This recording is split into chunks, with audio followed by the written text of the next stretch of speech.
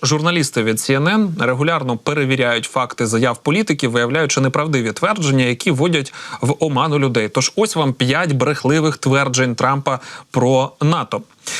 Третю президентську виборчу кампанію поспіль колишній президент Дональд Трамп допускає серію неточностей щодо військового альянсу Організації Північно-Атлантичного договору НАТО.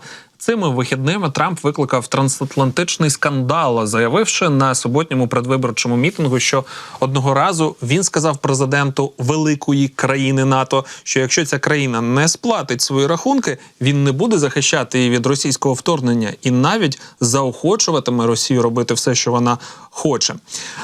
Підбурювальні висловлювання Трампа містили знайомі нам неправдиві твердження. Його твердження про те, що союзники по НАТО нібито не змогли оплатити рахунки, не відповідають дійсності, на що роками вказували факт-чекери на CNN та інших каналах. І Трамп роками робив багато інших неправдивих заяв про витрати НАТО і її членів. Ось перевірка фактів щодо 5 його неодноразових заяв. Перше. Трамп стверджував, що різні члени НАТО не сплачують свої рахунки, внески, і ці країни винні НАТО мільярди доларів.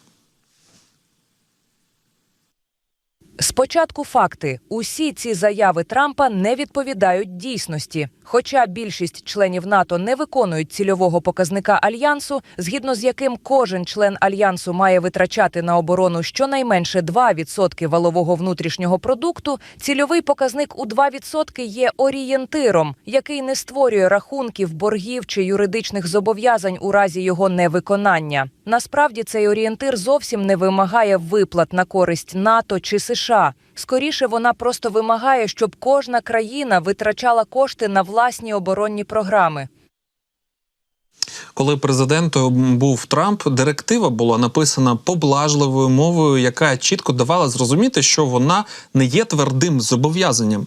У тій версії директиви, створеній на саміті НАТО в Уельсі в 2014 році, йшлося про те, що члени Альянсу, які ще не досягли 2%, прагнетимуть досягти 2% протягом десятиліття з метою виконання своїх цільових завдань НАТО щодо заповнення дефіциту сил і засобів НАТО. Іншими словами, членам Альянсу, які не досягли 2% у 2014 році, навіть не потрібно було обіцяти досягати цього показника у 2024 році. Достатньо було просто докласти зусиль для цього згідно юридичних зобов'язань. НАТО вимагає від членів робити прямі внески для фінансування операцій організації, але немає жодних ознак того, що члени Альянсу не роблять ці внески. За оцінками НАТО, станом на 2023 рік 11 з 30 членів Альянсу виконують цільовий показник у 2%. Це більше, ніж 3 члени в 2014 році. Члени НАТО домовилися про більш жорсткі формулювання щодо цільового показника в 2%. У 2023 році офіційно заявивши, що ми беремо на себе стійке зобов'язання інвестувати щонайменше 2% нашого валового внутрішнього продукту щорічно в оборону. Але навіть ця більш рішуча декларація не передбачає кінцевого терміну досягнення 2%. Тим не менш, це не створить фактичних боргів перед Сполученими Штатами чи Альянсу НАТО. Другий факт. Будучи президентом, Трамп стверджував, що витрати членів НАТО скорочувалися щороку. Іноді він стверджував, що скорочення тривало 15, 16 або 18 років. Заяви Трампа про те, що витрати країн-членів НАТО щороку зменшувалися до його вступу на посаду, не відповідають дійсності. Офіційні дані НАТО показують, що витрати на оборону країн, які не є членами Альянсу, зростали протягом кожного з 2 років, що передували президентству Трампа. На 1,6% у 2015 році і на 3% у 2016 році. Це зростання відбулося після того, як члени НАТО на саміті 2014 року, після анексії Росії українського Криму, підтвердили свою прихильність принципу 2% від ВВП. Третя маніпуляція Трампа. Будучи президентом, він неодноразово заявляв, що до нього США платили за НАТО на 100% або платили майже на 100%. Заяви Трампа не відповідають дійсності. Офіційні дані НАТО показують, що в 16-му році, останньому році перед вступом Трампа на посаду, оборонні витрати Сполучених Штатів становили близько 71% від загальних оборонних витрат країн-членів НАТО. Це переважна більшість, але не 100% і навіть не близько до 100%. У 23-му році частка США в загальних військових витратах в НАТО впала до 68%, і зараз США вкладають 16% прямих внесків до НАТО, як і Німеччина.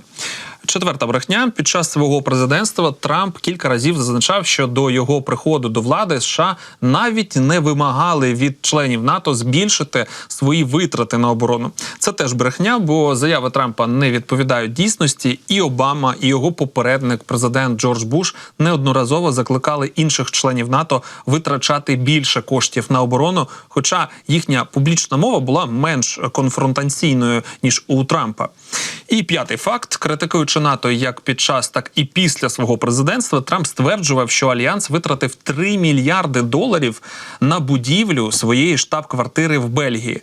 Це теж не було правдою. Цифра Трампа в $3 мільярди не є точною. У 2020 році НАТО повідомила CNN, що будівля штаб-квартири була побудована на суму, передбачену затвердженим бюджетом в 1,17 мільярда євро. Безумовно, дорогий об'єкт, але менш ніж удвічі менше від того, про що заявляв Трамп.